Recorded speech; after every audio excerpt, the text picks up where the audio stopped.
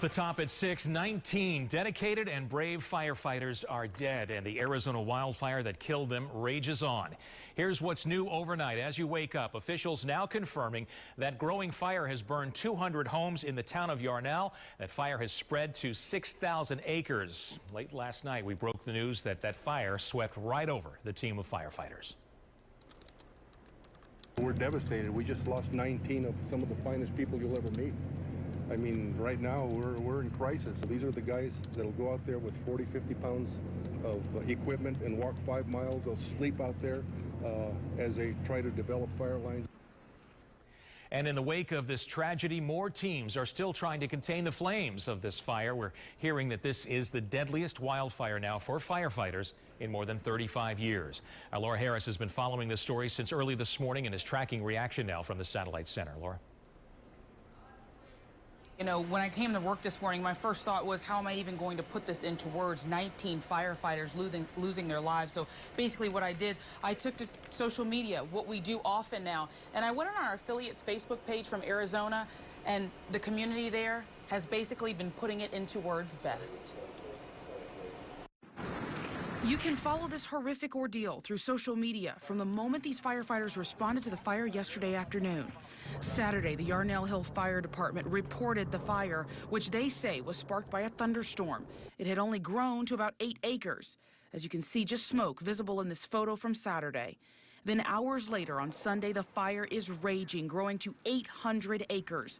As you see in this photo, from a distance, this thing is massive, and area evacuations were already in full swing. Comments on the Facebook are tense. Praying for those in the area. Hope everyone in the path of the fire is safe. Prayers for residents and firefighters.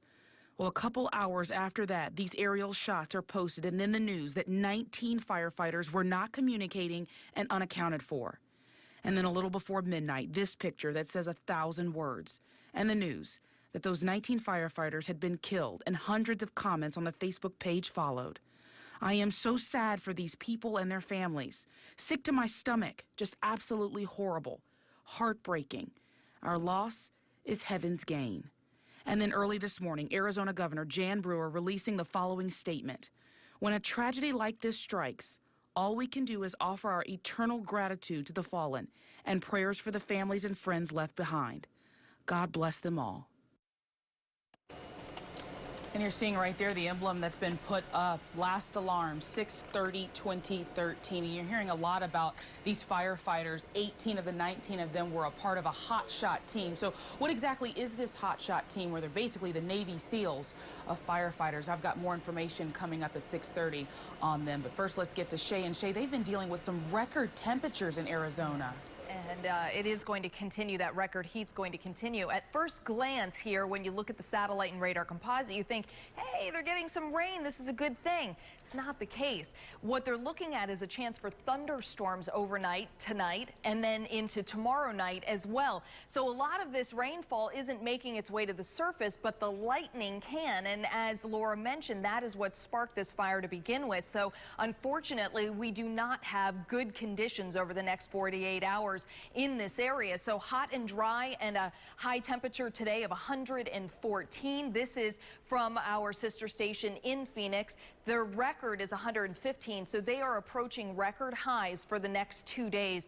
After that, they'll begin to see at least cooler temperatures, but with even breezy conditions right now in Phoenix. It is not ideal for the firefighting efforts, unfortunately.